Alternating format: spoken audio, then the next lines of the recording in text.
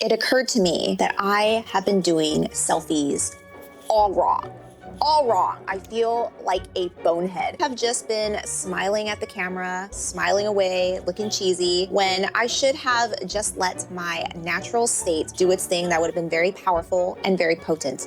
The selfie trend that is on style right now is to look like you don't care. And I failed at that. I should have just let my natural face, which is the resting face, says my mom and most of my friends. Man, everybody's really honest with me. The goal is to look unapproachable, and I've been trying to look approachable. So what's wrong with me? My name is Teresa, and this is the dissociative pout.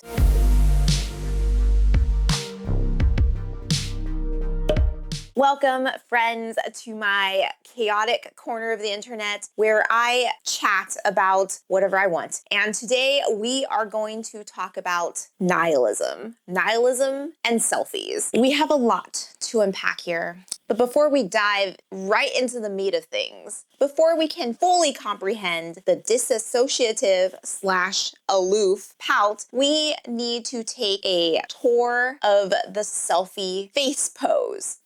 That's the only way I can phrase it. The face pose. The selfie face. Face pose.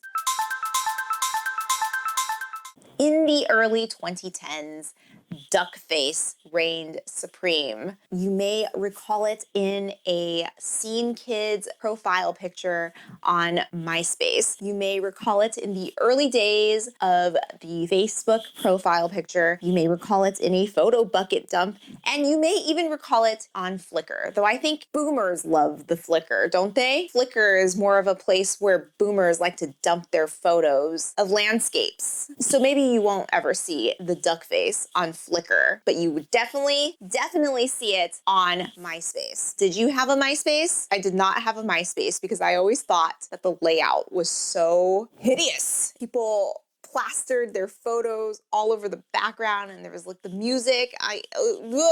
Anyways, MySpace, obviously I was not a scene kid, but that was where I noticed the duck lips. And also, the Asian girls back then, they love the duck face. Duck face was the go-to face pose for the 20-something Asian female community in America, but also in Asia. We love the duck face. I did not love the duck face. I didn't get the memo. I was not a good enough Asian. So while everybody was doing the duck face, I was smiling like a maniacal clown. I was doing this.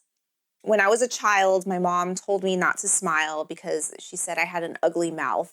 She said I had a huge mouth. I had big old lips that she really hated. The Asian beauty standard to her, for her generation, for a long time was to have little tiny little bow lips. But when I was a child, I had big old puffy lips. And now that's in vogue. But I digress. So my mom told me never to smile in any of our family photos, to just look solemn, like I'm in a Victorian photo shoot. She didn't like any wild, crazy movements with my arms. So as a little girl, I just kind of had to stand there with my arms at my side, kind of like a little soldier. And I would just have to look at the camera like that. And that's how I posed for most of my childhood. Your mother can really give you self-esteem issues. But then in my teenage years, I developed a rebellious streak and I started smiling in my photographs, which really pissed my mom off. So that's why I smiled in selfies. That's what I did, and it wasn't cool. What do I know about being cool? I have an ugly mouth, says my mother. In case somebody is watching and you don't know what the duck face is, let's do the duck face. Disclaimer, I can only do the duck face if I have my accessories. You gotta have your accessories, you gotta have your phone. Back in the day, everybody held their phone up like this. I don't know why. That, by the way, is a sign that you're old. You're an old millennial fart. Because according to Gen Z, millennials hold their phone like this when they do a selfie. And the younger, cooler kids do it like face on. Back in the Stone Ages, millennials did it like this. I didn't do it like that. I didn't really take a lot of selfies because I was going through cystic acne. I was going through cystic acne and I did not want my picture taken. I had some issues with my skin and I had some self-esteem issues brought upon by my mother. Let's do it. You look at the camera and you might want to smize and then you pout. You see that? But you wouldn't like move your head like a crazy person. You would just, several hundred selfies later, you have your duck face and then you're free to post that onto Instagram and slap a filter on it. You want to go for that Valencia filter back in the day because you want to look like you're like you have some old-timey culture or whatever. And your friends, they would look at you and they would go, man, woo, she's sexy, because that's what you want. You want to look sexy. The duck face is to make you look sexy. You're also supposed to suck in your cheeks. You're supposed to go to highlight your cheekbones to make you look like you have a more attractive face than you actually do. Ooh, that was harsh. I'm just sounding like my mother now. The duck face is a seductive face pose. You want to seduce whoever may be looking, and you want to have them equally envy you because of your cheekbones and your big lips. That was the duck face. I read that Kim Kardashian was the founding mother of the duck face. Around 2015, the duck face, while still around, while still persistent, she went by the wayside, giving way to her more attractive, aggressive cousin, the fish gape. When I think about the fish gape, I think about Kristen Stewart as Bella Swan in Twilight. Yes, you know what I'm talking about. She always had her mouth just slightly open. Her mouth was always open, not open like her lips were slightly parted, and she was always just kind of sucking in breath through her teeth. It's supposed to be very seductive and naive, but not like you're trying too hard to be seductive. The duck face is trying to look seductive, but everybody knows that you're trying to look seductive. But the fish gape is still trying to look seductive, but it's effortless seduction. It's not as in your face as duck face. You get it? Because like ducks are in your face trying to seduce. And the fish is an ingenue. If you're seduced by the fish, that's your own problem, because the fish is just living her best life with her mouth open. So that'll get you going. The fish gape is the effortless, estranged cousin of the duck lips. The duck lips, you know, when you pose for the duck lips, we know you're trying and we know you're trying hard. But with the fish gape, it's kind of like, oh, you caught me there. You have that element of surprise. You caught me. You caught me here. Oh, you caught me. Like that. I don't know if that was the fish gape or not. I don't know how to face pose. Send me your fish gaping photos down below. Actually, no, that's an invitation for disaster. Don't send me any photos. I don't want to see it. I don't want to know anything about your mouth, okay? Without further ado, let's perform the fish gape. I look unhinged, and accompanying the duck lips and the fish gape are the various posing accoutrements. Smize with your eyes, the squinch. It's all in the eyes, and you gotta jut out your chin because we don't want the double chin. There's a certain artistry with the mouth slightly agape. You don't want to do too much because then you would look like your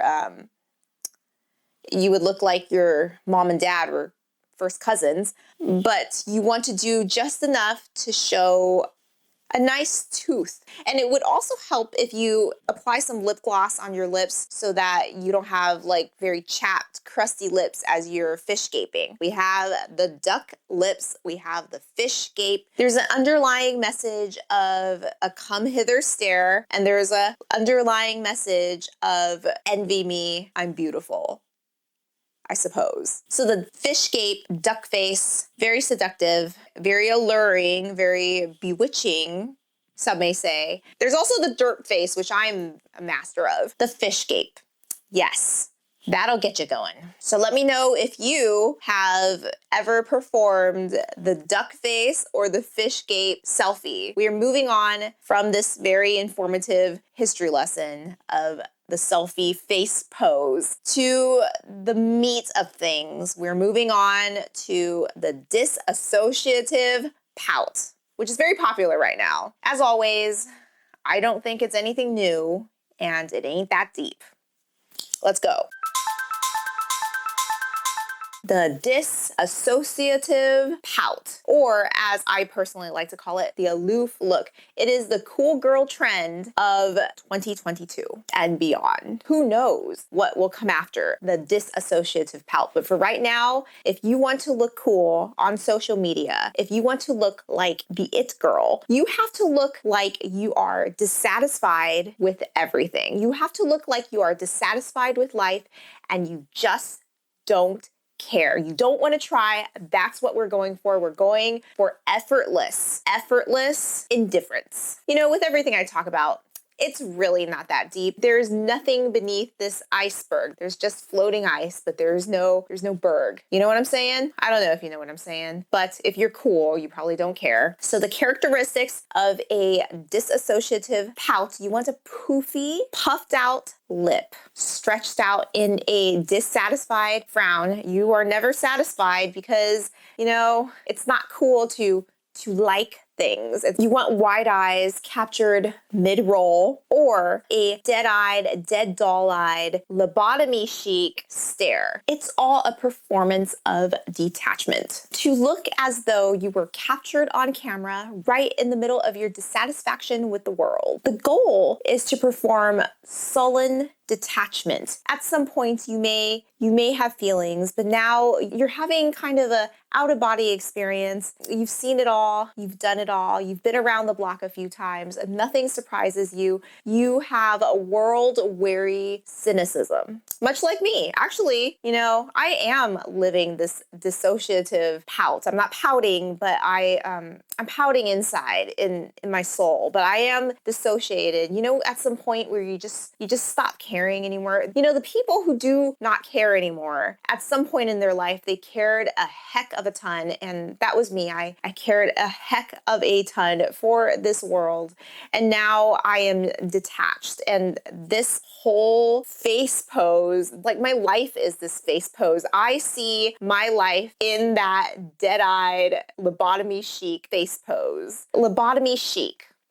This is what we've come to. Sometimes the only way to get through life is to separate your emotions from your body, to rip your brain out of your head and just stare. What are these girls staring at in the camera? Who's to say? Maybe the camera stares back at them. I'm reminded of the nihilistic philosopher Friedrich Nietzsche. Wasn't he the one who coined the term, when you stare into the abyss stares into you? Well, the dissociative pout, that's the abyss. The dissociative pout is nihilism on social media. If you were to ask me who the poster child is for a dissociative pout, two celebrities come to mind. Billie Eilish. I mean, I don't even need to explain her face. You've seen this detached lobotomy chic look, and I think of Dua Lipa because she is the queen of the aloof stare. She's doing all kinds of choreographed dance maneuvers, but her face, there's no emotion on her face. I think it's premeditated here. She knows what she's doing. I absolutely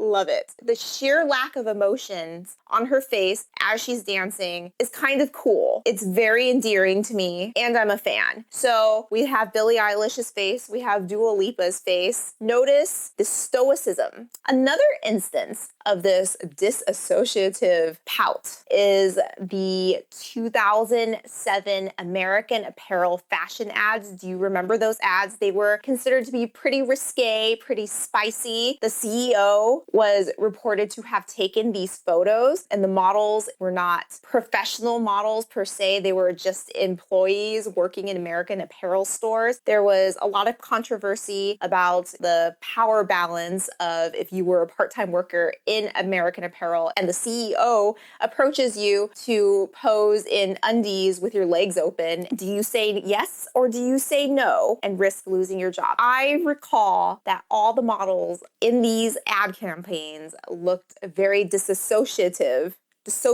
looked very aloof, like their body's there, but their mind is not there. And now, knowing the scandalous backstory behind these photos, I can see why. Were they strong-armed into posing in such a risque and scandalous manner by their CEO?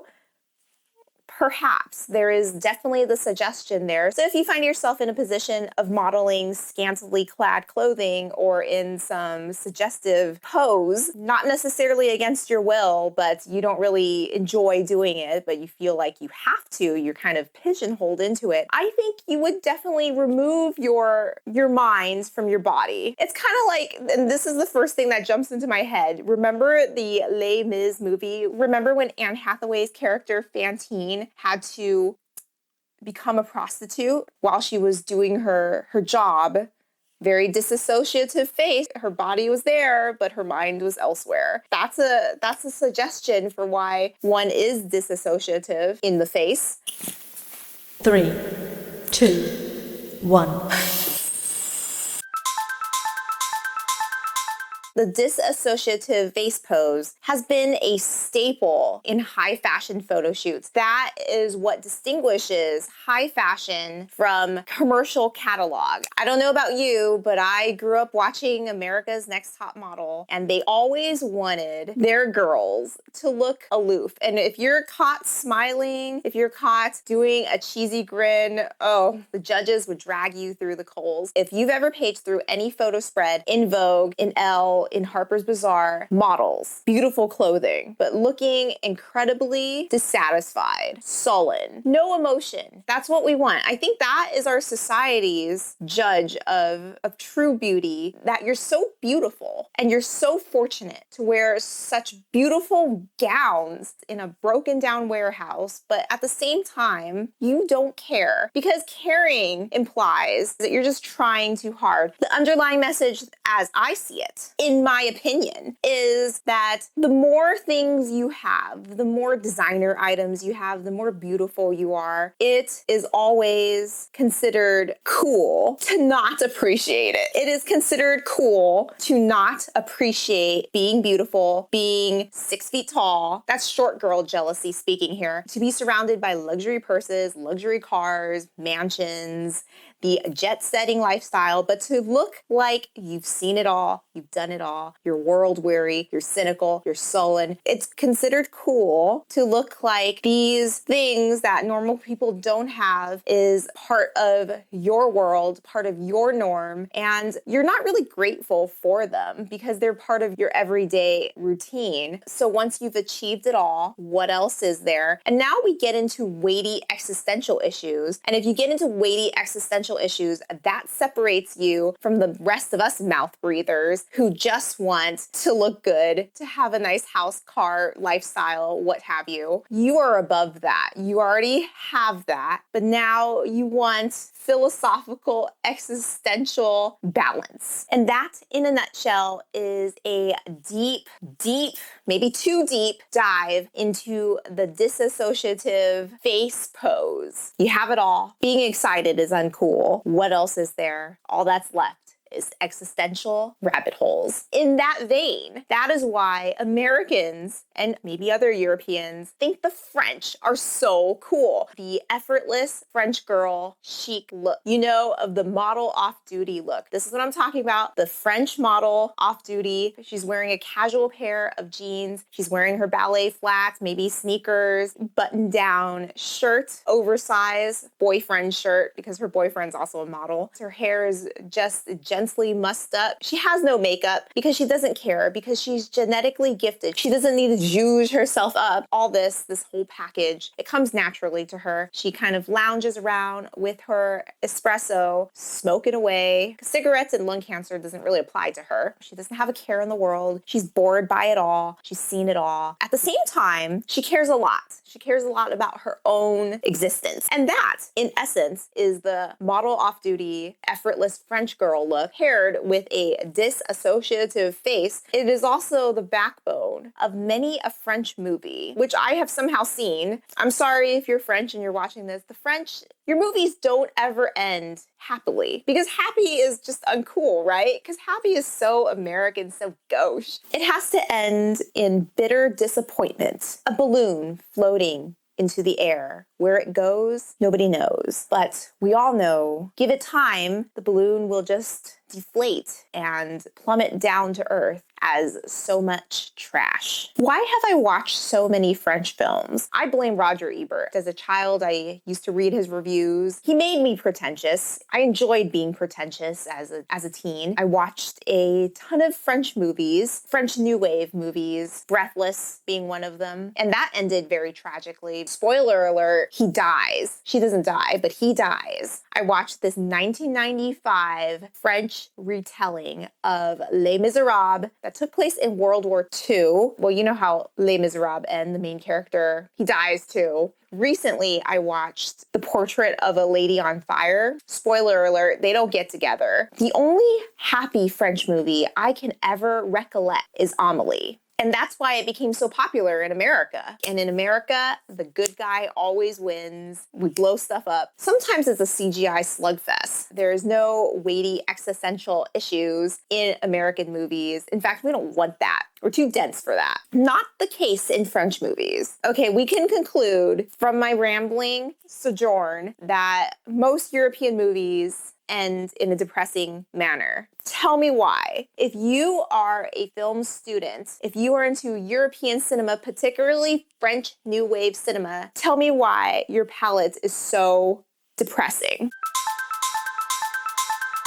So why is the dissociative face pose so popular nowadays? Why did it beat out duck face and fish gape? These sound like very cruel nicknames for somebody, don't you think? Why did it beat out these poses to become the cool girl face pose trend on social media? One of the reasons is because the indie sleaze trend is popular on TikTok right now. Indie sleaze is basically, I think I could describe it in a few sentences. It's the Fleabag era Kesha in TikTok, the music video look. It is the early 2000s smudged mascara / eyeliner, direct light flash photography, American Apparel, that aesthetic, and vaguely ironic clothing. We're talking schoolgirl skirts and slogan tees and Catholic iconography, indie sleaze. It's harkening back to that messy early 2000s culture. You know, early 2000s, it was all about going to the club and staying up all night and drinking your body weight in alcohol and then just waking up with full makeup on, makeup smeared all over your pillow with somebody you don't know. Just a little crusty, a little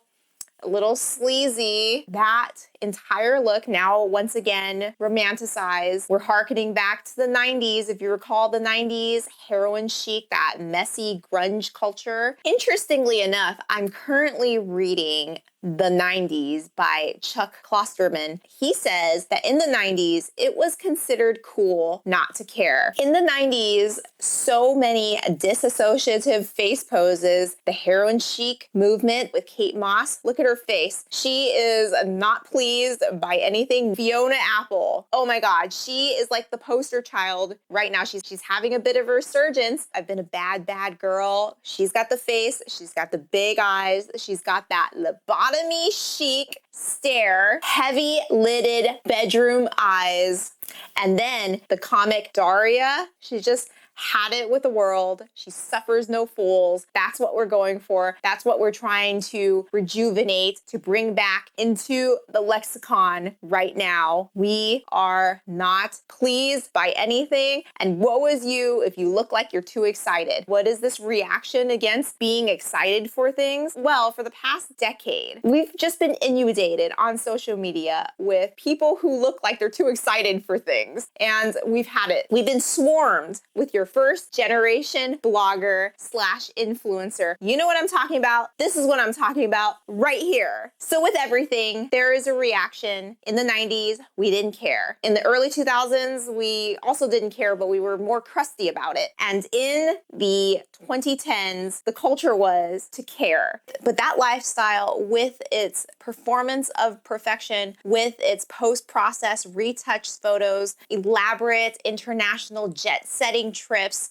Daniel Wellington, lead me to adventure vibe, that is trying too hard. The pendulum swings widely and it swings to the opposite end. And now effort is out. Now we have the opposite of that polished, perfect influencer look. Casual Instagram is the opposite of perfect winged eyeliner, of luxurious curls. Now we have that Fleabag smudged eyeliner, messy bedhead, that model off-duty look. Remember when people took pictures of their food, their avocado toast with edible flowers and that perfect poached egg? Now we are taking pictures of messy food, messy tables, but still artfully rearranged. There's a method, there's an art form to this mess. And we're also taking pictures of fast food like In-N-Out, half-eaten fast food, your crumpled up, greasy hamburger wrapper. You have like a bite left of your hamburger, a spilled milkshake, the casual Instagram,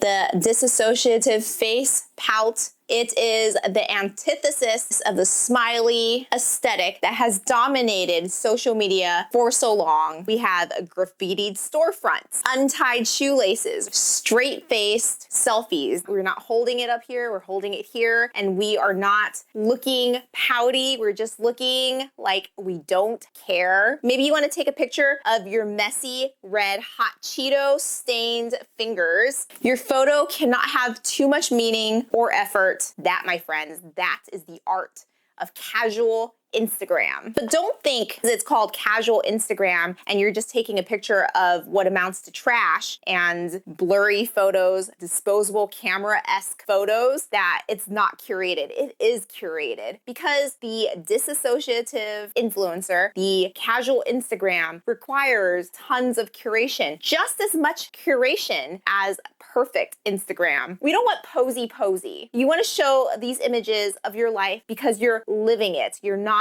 posing in a perfect pumpkin patch. You're smashing your foot into a pumpkin in the pumpkin patch. You are not taking a picture of your perfect latte art. You have drunken that latte and you've left your lipstick stain on the mug of the latte, taken a bite out of your avocado toast. In fact, you've decimated your avocado toast and now it's just runny yolk and crumbs and dirty utensils. You're still living a very exciting life. You're eating your In-N-Out, you're eating your double doubles, but you are doing and you are making a mess, but your mess is the result of an equally exciting life as your perfect Instagram influencer predecessor. So when I think about this, I think about one of my favorite photographers, William Eggleston. He's in his 80s. Until yesterday, I thought he was deceased, but it turns out he's alive. So I guess I just like his photos, but I don't know anything about him as a person. William Eggleston is a famed photographer for taking photos mostly in the 50s, 60s, and 70s. One of his famous photos is a red ceiling in a motel room, a bunch of tomatoes on a turquoise sink, grocery store worker pushing carts, the back of an old lady's head. He takes pictures of trash in the gutter. And one of his famous photos is actually he's in a plane and he takes a photo of his drink. So his entire body of work is pictures of mundane things, of everyday life. He's my favorite photographer because when I look at his photos, I feel like I can do it too. And I feel like this casual Instagram reminds me of his body of work.